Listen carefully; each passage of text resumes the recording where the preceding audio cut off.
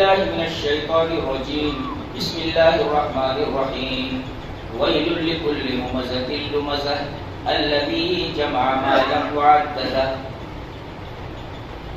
يحسب أن ماله أخلده كلا لينبذن في الحطمة وما أدراك ما الحطمة نار الله الموقدة التي تطلع على الأفئدة إنها عليهم مؤصدة في عمد ممددة. خطبہ مسلمہ کے بعد میں نے 20ویں پارے کی ایک مشہور سورہ کریمہ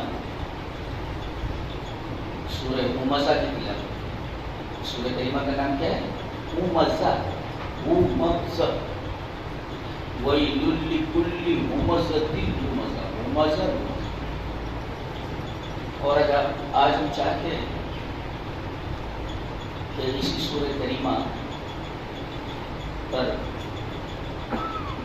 تھوڑی دیر تک آپ حضرات کے سامنے گفتگو کروں، آئیے بلا کسی تمہید اور تاخیر کے ہم نفس مضمون پر آتے ہیں.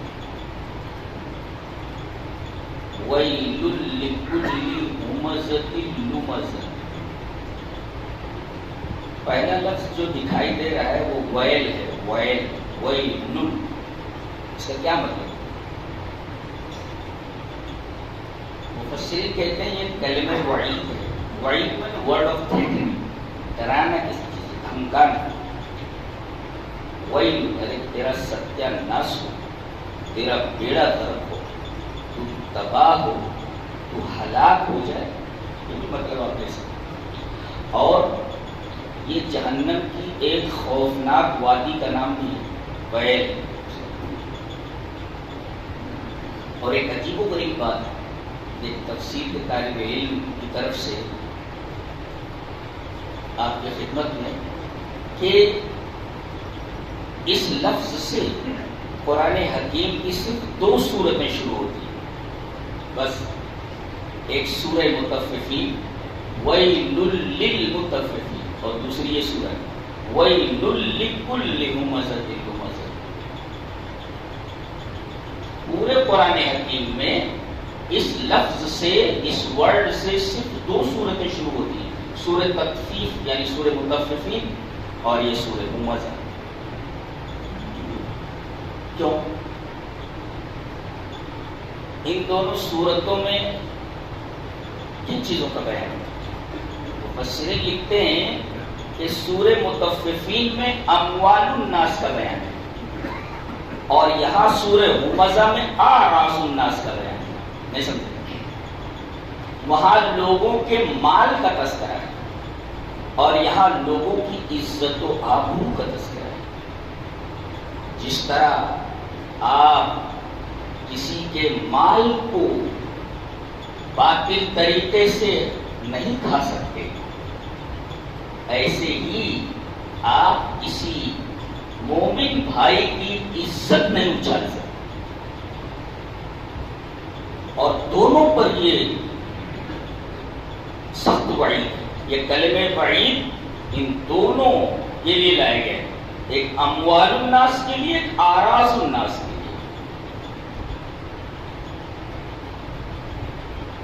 تو ایک بات تو یہ معلوم ہوئی کہ اس کلمے سے قرآن حکیم کی 2 سورتیں صرف شروع ہوتی ہیں جن میں ایک کا تعلق اموال الناس سے اور دوسرے کا تعلق اعراض الناس. ارز کی جمع اعراض. ارز مانے آبرو، ناموس، عزت،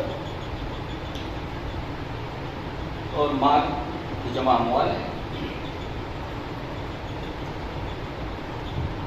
اس کے بعد آپ دیکھیں یہ جو وعید ہے جن کے لیے اس سورہ کریمہ میں یہ کہا گیا کہ یہ 3 صفتیں جس آدمی کے اندر ہوں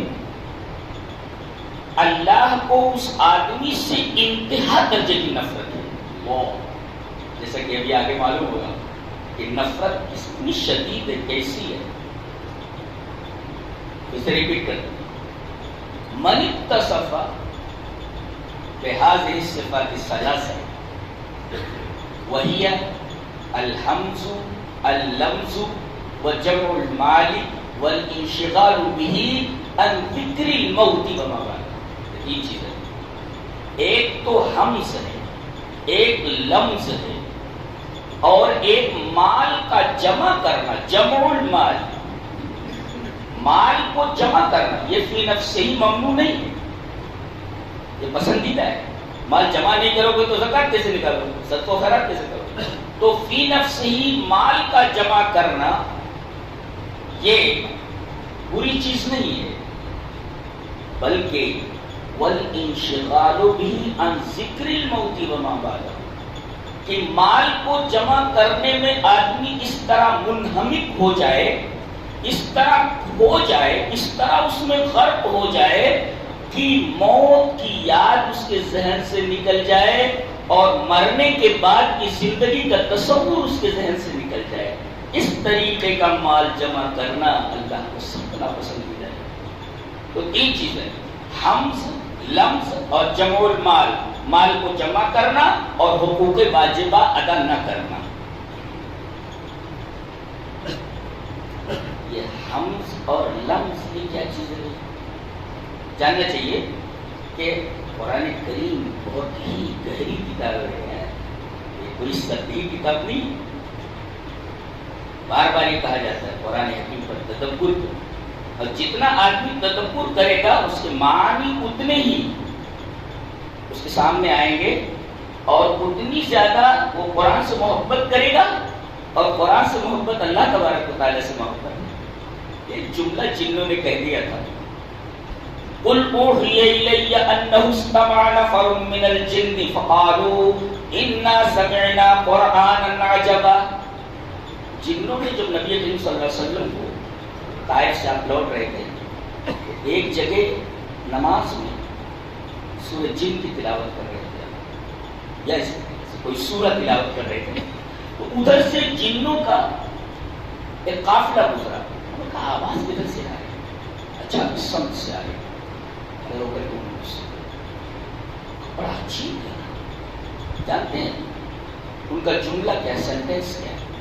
فقالوا، لوگوں نے کہا، انا سمعنا قرآنا عجبا، ہم نے ایک عجیب قرآن سنا۔ اللہ تبارک و تعالیٰ کو اپنے کلام کی تعریف اتنی پسند آئی، یہ میرے قرآن کو اسٹرینج کہہ رہے ہیں۔ عجیب، عجیب کا مطلب عام طور پر ایسا کلام نہیں ہوتا۔ عجیب کا مطلب کیا ہوتا ہے؟ عجیب آدمی ہے، عجیب بات، یعنی ایسا آدمی کوئی ہے ہی نہیں۔ تو قرآن اللہ تبارک و تعالیٰ کو جنوں کا یہ جملہ اتنا پسند آیا جو انہوں نے اللہ کے کلام کے بارے میں کہا تھا، اللہ نے اس پورے جملے کو عمل کر دیا، قیامت تک مومنین تلاوت کرتے رہے اسے اور ثواب پاتے ہیں۔ فقالوا انا سمعنا قرآنا عجبا، ہم نے ایک عجیب قرآن سنا۔ تو گویا قرآن سے جب آدمی کو محبت ہو جاتی ہے تو پھر اللہ تبارک و تعالیٰ سے محبت کرتے رہتا ہے، اس لیے کہ آدمی اپنے باتوں میں چھپا ہوا ہوتا ہے۔ تو ہمزہ کا مطلب کیا؟ تو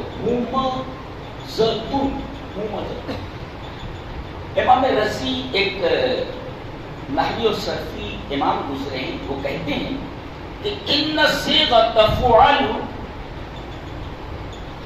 بضم ففتح ترد للمبالغۃ فی الفاعل۔ وہ کہتے ہیں کہ جب فعل کے وزن پر فعل یعنی پہلے پر ضمہ ہو، پیش فو، اور فتح دوسرے پر فتح یعنی زبر، تو یہ فاعل میں مبالغے کے لیے آتا ہے۔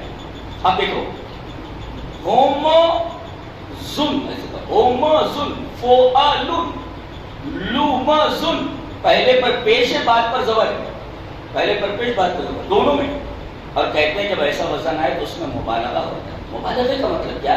ایسا آدمی صرف ایک بار یہ حرکت نہیں کرتا بلکہ مبالغہ پائے گا، بار بار یہ حرکت ریپیٹ کرتا، اس کی عادت ثانیہ بن چکی ہے۔ تو پہلے حمز کا مطلب سمجھنے، پھر لمز کا مطلب سمجھنے، پھر یہ سمجھیں کہ مبالغے کا کیا مطلب ہے۔ حمز کا مطلب ہوتا ہے العیب بالمواجہہ، کسی کے روبرو اس کی عزت نکالنا، تو میری اوقات ہے، تو ایسا تو ایسا، یعنی لوگوں کے سامنے کسی آدمی کے منہ پر اس کی عزت اچھالنا، یہ ہے حمز. اور لمز ہے العیب بظاہر الغیب، پیٹھ پیچھے کسی کا عیب نکالنا، پیٹھ پیچھے کسی کی عزت اچھالنا. تو روبرو، منہ کے اوپر، سامنے 10 لوگوں کے سامنے کسی کی عزت اچھالنا، یہ حمز ہے. اور ایسی حرکت کرنے والا ہمزہ ہے. اور پیٹھ پیچھے بظاہر الغیب کسی کی عزت اچھالنے والا، یہ لمزہ ہے. لمزہ. عجیب بات تو یہ ہے کہ ایک تو یہ صیغہ مبالغہ ہے، لمزن، بہت زیادہ ایسی حرکت کرنے والا، ہمزن، بہت زیادہ ایسی حرکت کرنے والا.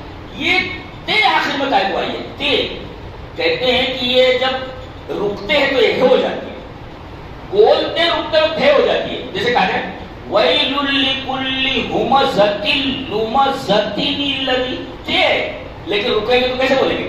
وَيْلٌ لِكُلِّ هُمَزَةٍ لُمَزَةٍ، یعنی یہ بولتے ہے ہو جاتی ہے. تو یہ ہے کائے کو لائی گئی ہے؟ بولتے ہیں یہ مبالغے کے لیے لائی گئی ہے. اچھی بات ہے. فعل میں مبالغہ تو تھا ہی، یہ ہائے وقف جو لائی گئی اس میں چھوڑی گئی مزید مبالغہ، یعنی یہ عادت اس کی چر پکڑ چکی ہے اس کے دل و دماغ. ہر کوئی کرتا ہی رہتا ہے. جہاں کسی کو دیکھا عزت سے کھیلنے لگا، چند آدمی بیٹھے ہوئے ہیں کسی کی عزت اتارنے لگا، اس کی عادت ہو گئی ہے. کہتے نہیں کہ ایک تو کریلا ویسے ہی کڑوا، دوسرے نیم چڑھا. ایک تو کریلا ویسے کڑوا ہوتا ہے، تو کہتے ہیں کہ نیم کے اوپر جو ہے وہ لٹکا ہوا تھا تو مزید اس کے اندر کڑواہٹ آ گئی. اس لیے عربی میں مقولہ ہے حشفن وسوء کیلۃ، ایک تو ردی کھجور، دوسرے تول کم. حشف کہتے ہیں اردع التمر، یعنی سب سے ردی کھجور. اور سوء کیلۃ کا مطلب ہوتا ہے ناپ تول میں کمی. ایک تو کھجور ردی ہے، ارے بھائی 2-4 کھجوریں زیادہ دے دے. ایک تو کھجور ردی، اس میں بھی ڈنڈی مار رہا ہے، اس میں بھی تول کم دے رہا ہے. کتنا گھٹیا آدمی ہوگا. یعنی ردی کھجور ایسے ہی دے دی جاتی ہے آدمی کو، اور یہ ردی کھجور میں بھی ڈنڈی مار رہا ہے. پیسے پورے لے رہا ہے، ردی کھجور میں بھی کچھ نکال لیتا ہے. تو کہتے ہیں اشفن وسوء کیلۃ، ایک تو ردی کھجور اور دوسرے تول کم. ایسے ایک تو کریلا ویسے کڑوا، دوسرے نیم چڑھا. ایک تو یہ عیب اس کے اندر موجود ہے یہ، اور بدرجہ مبالغہ اس کے اندر یہ عیب موجود ہے. لمز تو صیغہ مبالغہ تھا ہی، ہائے وقف لا کر کے اس مبالغے کا اندر اضافہ کر دیا گیا. یعنی ایک تو کریلا ویسے کڑوا، دوسرے نیم چڑھا. اچھا یہ تو ہے حمز، ایک ہے لمز. اللہ کو سخت نفرت ہے ان دونوں چیزوں سے. کسی کی آبرو، کسی مومن کی عزت کو چند لوگوں کے سامنے اس کے منہ کے اوپر اچھالنا، یہ حمز ہے. اللہ کو اس حرکت سے بڑی نفرت ہے. اور دوسرے پیچھے کسی کی عزت اچھالنا، یہ لمز ہے. یہ اللہ کے نزدیک انتہائی مقبوض، انتہائی ناپسندیدہ، انتہائی قابل نفرت چیز. اور تیسری آگے الذی جمع مالا وعددہ، یہ بھی ایک تو کریلا ویسے کڑوا، دوسرے نیم چڑھا. وہ ایسے ہی ہے. کیسے؟ مال کو جمع کیا. الذی جمع مالا، مال جمع کیا. ٹھیک ہے، یہاں تک تو ٹھیک ہے. وعددہ، ایک تو عد یعد میں گننا، عددہ علماء سمجھتے ہیں کہ یہ تو باب نصرہ سے لے آیا جاتا تو مفہوم ادا ہو جاتا. گننا. وَإِن تَعُدُّوا نِعْمَتَ اللَّهِ لَا تُحْصُوهَا، اگر تم اللہ کی نعمت کو شمار کرو تو نہ شمار کر سکتے. تو عدہ یعدو کا عددہ باب تفعیل میں لے جائے گا اس کو، یعنی مبالغے کے طور پر. تو ایک ہے مال جمع کرنا اور ایک ہے مال کو گنتے رہنا. مال اٹھا کے تجوری میں رکھ دیا اور رات کو نیند نہیں آ رہی اس کو، بار بار جاتا ہے تجوری کھولتا ہے، کیا خوشبو آ رہی ہے نوٹوں سے. ٹھیک ہے یہاں تک الذی جمع مال ہے، ٹھیک ہے مال کو جمع کرنا. لیکن مال میں اس قدر منہمک ہو جانا کہ اٹھ کر کے باقاعدہ تجوری کھولنا اور اس کی خوشبو لینا، نوٹوں کی گٹیاں پلٹنا، بینک کی بکس دیکھنا. اللہ فرما رہا ہے جمع مال یہ ہے حرص. حریص آدمی مال جمع کرتا ہے. اور وعددہ، اور اس کو گننا، یہ محبت کی دلیل ہے. اس کا مطلب دنیا کے بارے میں یہ دونوں چیزیں اگر جمع ہو جائیں تو سخت خطرناک ہے. ایک تو کسی کے بارے میں حریص ہونا اور دوسرے اس سے محبت ہونا. حرص اور محبت دونوں جمع نہیں ہونی چاہیے، ایک ہی چیز ہونی چاہیے. اب یہ دیکھیں جمع مالن حریص، اتنا لالچی، اٹھا کر کے خالی تجوری میں رکھ رہا ہے، حقوق واجب ادا نہیں کر رہا، تو یہ ہے جمع مالن. یہاں تک تو ٹھیک ہے. وہ عددا بار بار اس کو گن رہا ہے، اس پر تو مبالغہ ہے. عددا بار بار اس کو گن رہا ہے، نوٹوں کی خوشبو لے رہا ہے، گٹیاں بینک کی بک پلٹ رہا ہے. کون ہے؟ اچھا یہاں تک بھی ٹھیک ہے. نوٹوں کی خوشبو لے رہا ہے اور گن رہا ہے اور مال جمع کر رہا ہے، یہاں بھی ٹھیک ہے. یحسب ان مالہ اخلد، وہ یہ سمجھتا ہے کہ جتنا مال میرے پاس آئے گا اتنی میری عمر بڑھ جائے گی. اخلد، یہ یاد رکھو کہ اللہ کسی امیر کی امیری کی وجہ سے اس کی عمر نہیں بڑھاتا، اور اللہ کسی غریب کی غریبی کی وجہ سے اس کی عمر کم نہیں کرتا. اب آدمی یہ سوچے یحسب ان مالہ اخلد، کہ اس کا مال اسے ہمیشگی دے دے گا، اس کی عمر بڑھا دے گا، غلط تصور ہے. اسی وجہ سے اللہ نے کہا یحسب، گمان کر رہا ہے، اس کا گمان ہے، فقط گمان ہے. حقیقت گمان الگ چیز ہوتی ہے، حسبان، اور حقیقت الگ ہوتی ہے. تو اللہ فرما رہا ہے یحسب، خیال کر رہا ہے، ایسا ہوتا نہیں ہے، بس اس کا خیال ہے، اس کا گمان ہے. تو یہ ایک تو کریلا ویسے کڑوا، دوسرے نیم چڑھا ہو گیا. مال جمع کر رہا ہے، رات میں اٹھ کر کے سونگ رہا ہے، اور یہ سمجھ رہا ہے کہ جتنا مال آئے گا اتنا ہی زیادہ میری عمر میں اضافہ ہوگا. کیا مطلب یہ ہوا کہ اتنا تو مال جمع کرنے میں منہمک ہو کہ موت کی یاد سے غافل ہو گئے، مرنے کے بعد کی زندگی سے تم غافل ہو گئے. یہ بہت خطرناک چیز ہے. ٹھیک ہے مال جمع کیجیے، اچھا، اور گنیے بھی، سونگیے بھی، چلتا ہے، لیکن اتنا منہمک ہو جانا کہ ذکر موت وما بعدہ، مرنے کے بعد کی زندگی نظروں سے اوجھل ہو جائے، یہ بڑی خطرناک چیز ہے. یہاں بھی بھائی حرص اور محبت، مال جمع کر رہا حریص ہے اور گن رہا ہے، محبت کر رہا ہے. تو مال سے، نوٹوں سے، دو چیزوں سے اگر دو چیزیں آ جائیں، ایک حرص اور دوسرے محبت، دونوں بڑی خطرناک ہے. دونوں جمع ہو جائے بہت خطرناک ہے، بہت خطرناک ہے. یحسب ان مالہ اخلدہ، اللہ نے فرمایا ٹھیک ہے تم نے اس مال کی وجہ سے مجھے بھلا دیا، مرنے کے بعد کی زندگی کو بھول گئے، اور کسی مومن کی روح در روح، چار آدمیوں کے سامنے اس کی عزت اچھال رہے ہو، اور کسی مومن کی اس کے پیٹ پیچھے عزت اچھال رہے ہو. یہ تینوں چیزیں تمہارے اندر آ گئی تو سنو تمہارا حشر کیا ہونے والا ہے. کلا، ہرگز نہیں. وہ یہ سمجھتا ہے کہ ایسے دوسروں کی عزت اچھال کر کے میں لوگوں کے درمیان سرخرو ہو جاؤں گا، مال جمع کر کے میری عمر بڑھ جائے گی. کلا، ہرگز نہیں، نیو، بالکل نہیں، ہرگز نہیں. لَيُنبَذَنَّ فِي الْحُطَمَةِ، نفس کا مطلب ہوتا ہے نون بے زال. دیکھیں گے اس میں لَيُنبَذَنَّ میں تو نون بے زال. نون بے زال کا مطلب ہوتا ہے کسی چیز کو ردی سمجھ کر کے یوں پھینک دینا، سلت المحملات، یعنی ڈسٹ بن کے اندر یوں پھینک دینا، اس کو کہتے ہیں نفس. اللہ تبارک و تعالیٰ نے وہی لفظ استعمال کرنا ہے. کَلَّا لَيُنبَذَنَّ. سنو تمہارا یہ خیال بالکل غلط ہے. تم کو ایسے ردی چیز کی طرح اٹھا کر پھینک دیا جائے گا، جیسے ایک حقیر اور غیر اہم اور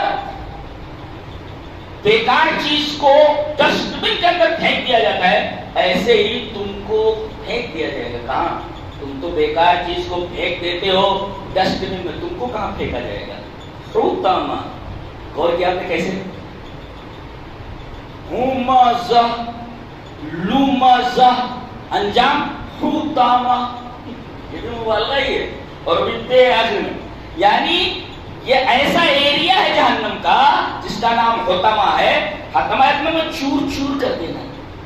ویسے بھی جہنمی اس بدن کے ساتھ جہنم میں جائیں گے، اس بدن کا بھونکے کی طرح، مچھر کی طرح جل جائے گا. اب بتائیے ایک داڑھ اگر احد پہاڑ کے برابر ہو تو اس کا بدن کیسا ہوگا، کتنا بڑا ہوگا؟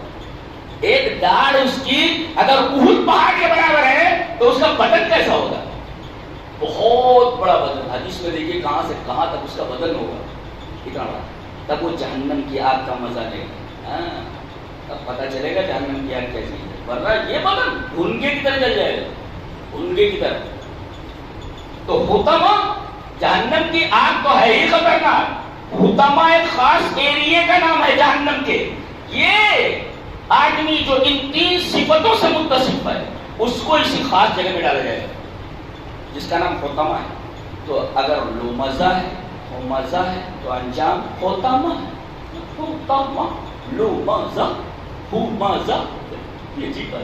تو قرآن کی حطمہ ہے کہ چور چور کر دینے سے، چور چور کر دینے سے. جیسے پتے ہوتے ہیں سوکھے ہوئے پیر پڑ جاتے تو چور چور ہو جاتے ہیں. تو یہ جہنم کا ایریا ایسا ہے کہ اس میں آدمی گیا چور چور کر دیتی ہے اس کو. آدمی ڈر. اللہ پھر آگے فرما رہا ہے یہ جو تم کو پھینک دیا جا رہا ہے ردی چیز سمجھ کر کے اس کا نام حطمہ ہے. وما ادراک ما الحطمہ. پھر اللہ پوچھ رہا ہے تم کو معلوم ہے تو حطمہ کس کو بولتے ہیں؟ یہ اور اس کو کہتے ہیں یفید التعویل، ہول دلانا، ڈر دلانا، خوف زدہ کر دینا. جیسے کہتے ہیں جانتے ہو میں کون ہوں؟ تم جانتے ہو میں کون ہوں؟ اسے کہہ رہے ہیں کون ہے بھائی ترم خان کوئی جانتے ہو میں کون ہوں؟ اللہ فرما رہا ہوں وما ادراک ما الحطمہ. معلوم ہے کہ حطمہ کیا ہے؟ ڈرا دیا گیا.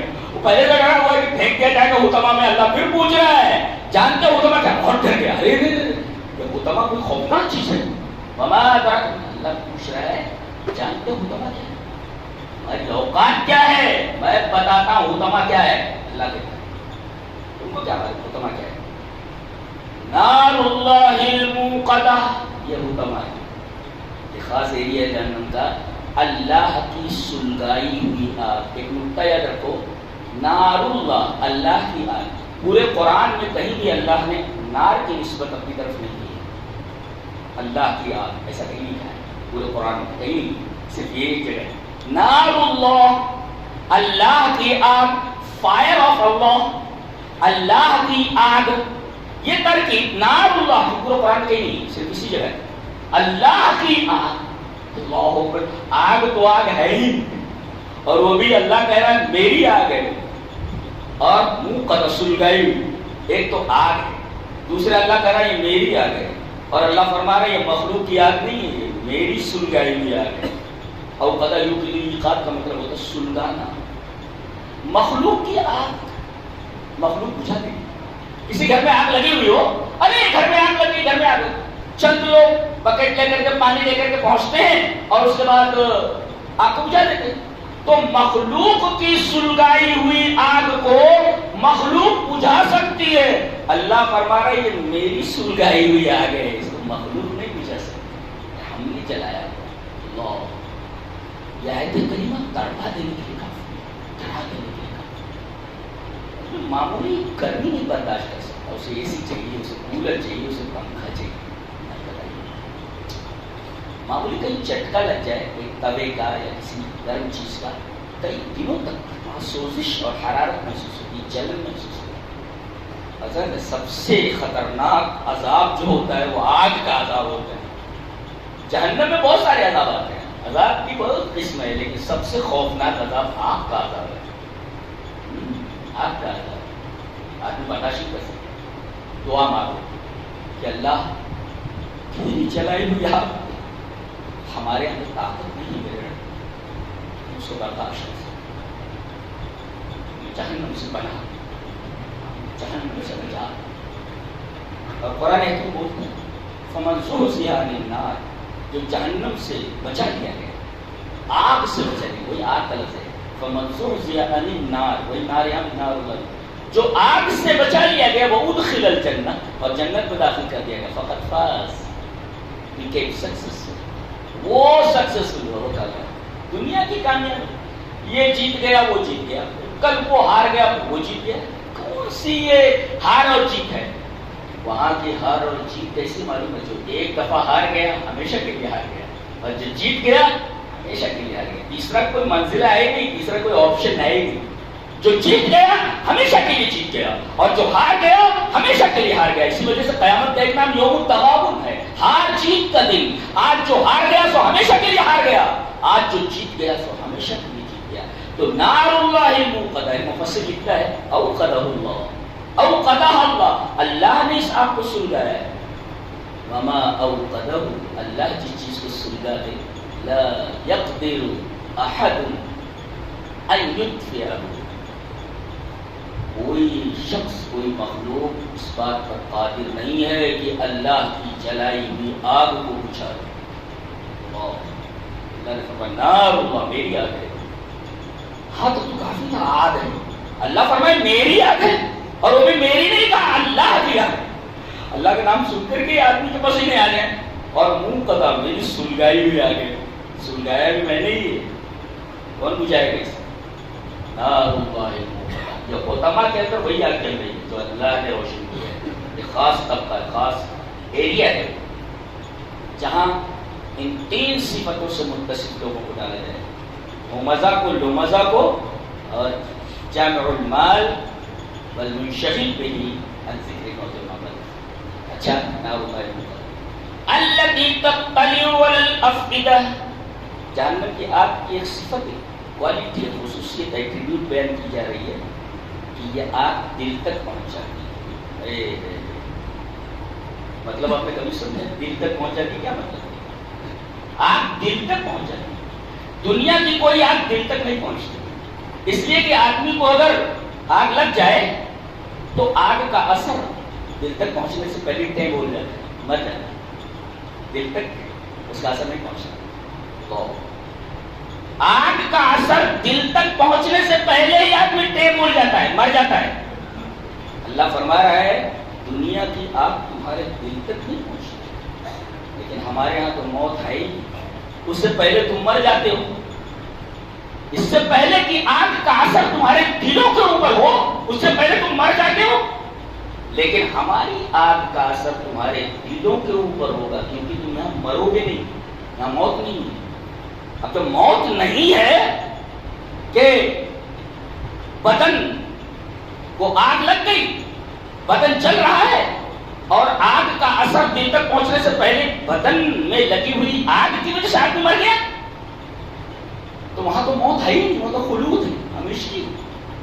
تو وہاں آگ کا اثر بدن سے ہو کر دل تک پہنچے، معمولی ایک جھٹکا نہیں برداشت کر پاتا ہے، اس کو ہم لوگ ہارٹ اٹیک بولتے ہیں۔ اٹیک مینس حملہ، اٹیک، معمولی ایک اٹیک نہیں برداشت کر سکتا ہے، اللہ کی آگ کا اثر بندہ برداشت کرے، اوقات ہے اس کی برداشت کرنا، بدن تو برداشت کر ہی نہیں سکتے، تو نازک چیز ہے۔ اللہ کے رسول نے فرمایا کہ جسم میں گوشت کا ایک لوتھڑا ہے، بہت نرم ہوتا ہے، بدن میں آگ لگتی ہے اور دل میں آگ لگتی ہے۔ اللہ فرما رہا ہے نار اللہ الموقدہ، اللہ کی سلگائی ہوئی آگ ہے، الذی تطلع علی الافئدہ، فؤاد مانے دل، جمع افئدہ، یہ اور کیا کہا گیا معلوم ہے؟ یہ نہیں پہنچ جائے گی، یہ چڑھ جائے گی اس کو، نیچے سے نہیں ایسے اوپر گھیر لے گی اس کو چاروں طرف سے، اس کو کہتے ہیں طلوع، تطلع علی الافئدہ، پورے دل کو اپنے گھیرے میں لے لے گی، دل کا کوئی جز، کوئی حصہ باقی نہیں رہے گا جہاں پر آگ کا اثر نہ پہنچے، اس کو کہتے ہیں تطلع علی الافئدہ، اعلیٰ مانے پر، آن پر، اوپر سے ایسے لگ جائے گی۔ قرآن حکیم پڑھنے کے بعد تب ڈر لگتا ہے، اس طرح پڑھو گے تب ڈر لگتا ہے، ویسے پڑھنے سے ڈر نہیں لگتا، پڑھ رہے کیا پڑھ رہے معلوم، اور ترجمے سے بھی زیادہ سمجھ میں نہیں آتا جب تک اس کی گہرائی میں نہ جائے۔ یہ عرش والے کا کلام ہے، سطحی کلام تھوڑی ہے، ایٹ رینڈم کوئی کلام ہو، بہت ہی گہری چیز ہے، صحابہ کرام اس کو سمجھتے تھے، زیادہ گردن کٹا دیتے تھے، ہاں اپنے بچوں کو یتیم بنا دیتے، سب کچھ لٹا دیتے تھے، اس لیے کہ سمجھتے تھے کہ کیا ہے۔ ایک گوہر نایاب ہمارے پاس ہے، لیکن ہمیں پرکھنے کی صلاحیت حاصل نہیں، ہمارے پاس نہیں۔ کوئی قیمتی چیز ہمارے پاس ہو، ہم کو اس کی قیمت معلوم ہے، ہم کتنے بدنصیب ہیں، یہ قیمتی چیز ہمارے پاس ہے، اس قیمتی چیز کو ہم نہیں سمجھتے۔ چلیے کہاں تک ہونا رہے، نار اللہ الموقدہ التی تطلع علی الافئدہ، اس آگ کی خصوصیت تو یہ ہے کہ اللہ نے جلائی ہے، اور دوسری خصوصیت یہ کہ اس کا اثر دل کے اوپر پہنچانے والا ہے، دو انہا علیہم مصدہ، ان کے اوپر ایثار ہے. ایثار کا مطلب سمجھاتا ہوں. وہ حدیث آپ نے پڑھی ہوگی نا، انطلق الثلاثہ، تین آدمی کہیں جنگل سے جا رہے تھے. فقالوا فی کہف، بارش ہونے لگی تو ایک کہف، کہف مینس کیو، وہ سورہ کہف ہے نا، کہف، وہ اصحاب کہف یعنی وہ جو لڑکے بھاگے تھے تو ایک کیو میں چلے گئے تھے اپنے کتے کے ساتھ.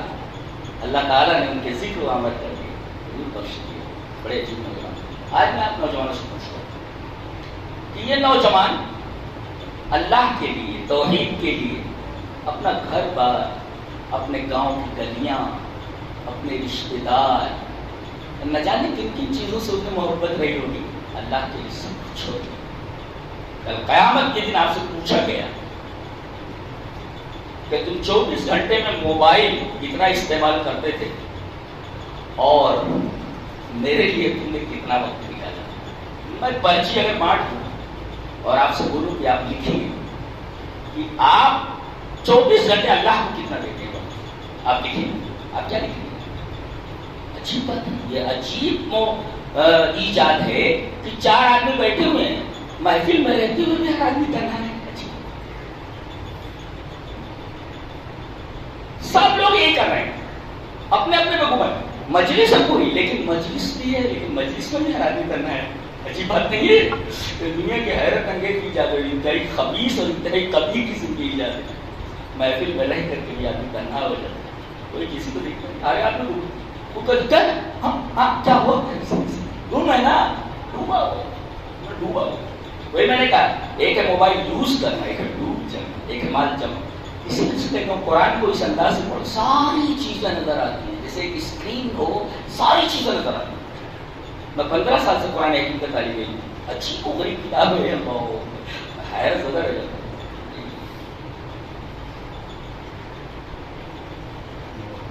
تو ایک طرح کا سراسر 3 آدمی نکلے اور بارش سے بچنے کے لیے فقالوا فی کہف، ایک غار میں چلے گئے.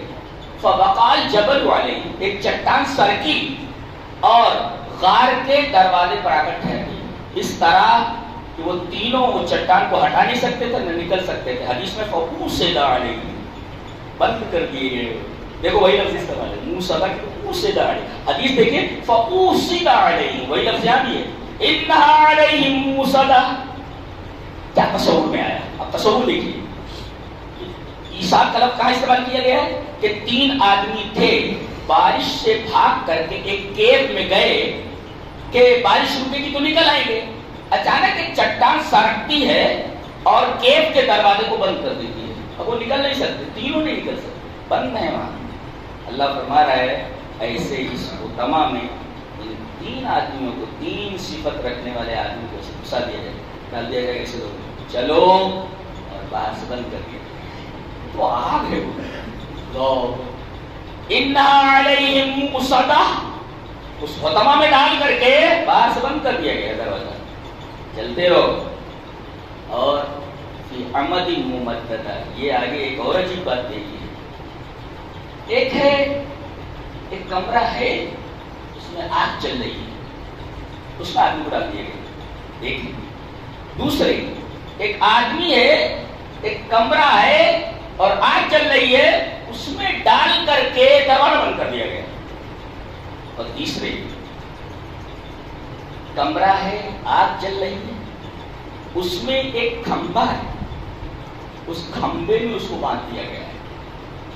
میں ایک مثال دیتا ہوں. نبی صلی اللہ علیہ وسلم کا کارٹون بنایا تھا نا، اس بدبخت نے کیسے چلا معلوم، کار سے نکل کے نکالا. کار بھی ایسی چلتی ہے کیا؟ عجیب و غریب بات ہے، کار سے نہیں نکال پا رہے ہیں. ارے اللہ جس دروازے کے کار کے دروازے کو بند کر دو تو کار کیا کھول پائے گا؟ تو جل کر کھول گیا. تو نبی کو برا بھلا کہنے والے، اسلام کو برا بھلا، 2 ہی صورت ہے، یا تو اسلام لے آتے یا پھر تباہ ہو جائے. تیسری کوئی آپشن ہے ہی نہیں ہے. جی یہ سب کوئی آپشن ہے ہی نہیں. تو ہم لوگوں کو پریشان ہونے کی ضرورت نہیں. نبی کو اگر کوئی گالیاں دے تو ہم لوگوں کو ریئیکشن کی ضرورت نہیں ہے. ہم صرف درود شریف پڑھیں گے صلی اللہ علیہ وسلم، زیادہ سے زیادہ. کوئی برا بھلا کہے آپ کو درود پڑھ رہا ہے، آپ کو ریئیکشن نہیں دکھانا ہے.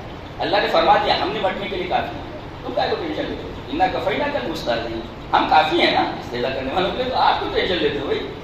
انا کفینا ہم کافی ہیں نا، ہم کافی ہیں. آپ صرف درود پڑھو. آپ نبی کریم صلی اللہ علیہ وسلم پر درود سادہ سادہ کیجیے، خوب درود پڑھو. جب بھی یاد آئے فوراً آپ درود پڑھیں. نمازوں میں تو آپ پڑھتے ہی، تہجد کو لازم پکڑیں. تو ایک کار ہے، کار کے دروازوں کو بند کر دیا گیا دونوں طرف سے، لاک کر دیا گیا اور کھڑکیاں بند کر دی گئی اور آدمی اسٹیئرنگ ویل پر بیٹھا ہوا ہے. اب اگر ایسے آگ لگا دیا جائے تو کم سے کم اسٹیئرنگ ویل سے جو کرسی ہے وہاں سے اچھل کر کے پیچھے جا سکتا ہے، پیچھے سے باہر آ سکتا ہے، یہ آگے آ سکتا ہے، آگے سے خود پیچھے جا سکتا ہے. چل رہا ہے لیکن حرکت تو کر رہا ہے. لیکن اگر اسے حرکت نہ کرنے دیا جائے، وہیں سیٹ کے اوپر اسے باندھ دیا جائے تو عذاب اور تکلیف اور سوا ہو جاتی ہے اور بڑھ جاتی ہے. اللہ فرما رہا ہے ایک تو آگ جلائی ہوئی ہماری اور دوسرے اس میں ڈال کر باہر سے تم کو بند کر دیا گیا اور تیسرے تم بھاگ نہیں سکتے ادھر ادھر. وہاں کھمبے فی عمد ممددہ، بڑے بڑے کھمبے ہیں، عماد کی جمع عمد ہے، بڑے بڑے کھمبے ستون پلرز ہیں، اس کے اندر تمہیں باندھ دیا گیا زنجیروں سے، تم ہل بھی نہیں سکتے. اللہ تو قرآن حکیم کو اس طرح پڑھو تو سمجھ میں آتا ہے، تب ڈر لگتا ہے. اسے خالی پڑھتے چلے جاؤ تو کیا سمجھ میں آئے گا؟ وَيْلٌ لِكُلِّ هُمَزَةٍ لُمَزَةٍ الَّذِي جَمَعَ مَالًا وَعَدَّدَهُ يَحْسَبُ أَنَّ مَالَهُ أَخْلَدَهُ كَلَّا لَيُنبَذَنَّ فِي الْحُطَمَةِ وَمَا أَدْرَاكَ مَا الْحُطَمَةُ نَارُ اللَّهِ الْمُوقَدَةُ الَّتِي تَطَّلِعُ عَلَى الْأَفْئِدَةِ إِنَّهَا عَلَيْهِمْ مُؤْصَدَةٌ فِي عَمَدٍ مُمَدَّدَةٍ. اب سمجھ میں آ گیا نا؟ پوری سورہ کریمہ انتہائی حیرت انگیز ہے اور خوف میں مبتلا کر دیں گے. آپ بہت ساری کتابیں دیکھو گے تفسیر کی، ساری چیزوں میں نے بیان کی، ایک یہ اپنے لیے الحمدللہ. یہ قرآن حکیم کا طالب علم بہت غور کرتا ہے تو اس پر قرآن حکیم کے اثرات کو ایسا نہیں کرتا. بہت غیور کتاب ہے، بہت غیرت مند کتاب ہے. اس کے سامنے آپ بچے کی طرح بیٹھ جائیں گے تب کھلنا شروع ہوتی ہے اور جتنی محبت کریں گے اتنی کھلتی ہے، تو بند رہتی ہے، کھلتی نہیں ہے. بہت غیور کتاب ہے، بڑی غیرت مند کتاب ہے. کائنات کی تھیسس ہے، کائنات کو سمجھنا ہو تو قرآن کو سمجھے بغیر کائنات کو سمجھا نہیں جا سکتا. پتہ نہیں کیا کیا لوگ پڑھ رہے ہیں، کیا کیا سمجھ رہے ہیں، اصل چیز تو پڑھے ہی نہیں تو قرآن کہتے ہیں. اتنی حیرت انگیز کتاب ہے، ڈرا دیتی ہے اور ڈائریکٹ کہاں وار کرتی معلوم؟ دل کے اوپر وار کرتی ہے، اس لیے کہ قرآن دل کے اوپر اترا ہے، بدن کے اوپر نہیں. نزل به الروح الامین علی قلبک لتکون من المنذرین. اے میرے حبیب قرآن تو روح الامین لے کر گئے. کہاں؟ آپ کے دماغ پر نہیں، آپ کے سر پر نہیں، آپ کے ہاتھ پر نہیں، کہیں نہیں، آپ کے دل پر. علی قلبک، آن یور ہارٹ، آپ کے دل کے اوپر لے کر اترے ہیں. قرآن حکیم کو دل کے اوپر دستک دیتا ہے. پتہ نہیں کہاں کہاں دستک ہوتی ہے لیکن قرآن حکیم دل کو دستک دیتا ہے، اس لیے کہ وہ راجدھانی ہے. اگر اس پر قبضہ شیطان کر لے تو پورے بدن کے اوپر قابض ہو جاتا ہے، یہی خراب ہو جائے تو پورا بدن خراب ہو جاتا ہے. لہٰذا اللہ تبارک و تعالیٰ نے دل کے اوپر قرآن حکیم کو نازل کیا ہے تاکہ آدمی دل سے قرآن حکیم، دل سے اللہ سے محبت کرتے ہیں. وعدہ کرتے ہیں کہ قرآن حکیم کو اس انداز سے پڑھیں گے، علماء سے کہیں گے اس طرح سمجھو جی، اور اس طرح ہم جہنم سے ڈریں گے اور جہنم سے ہم پناہ مانگیں گے. اور یہ ایسی کامیابی اللہ تبارک و تعالیٰ ہمیں نیک اور اچھی سمجھ کو عطا فرمائے.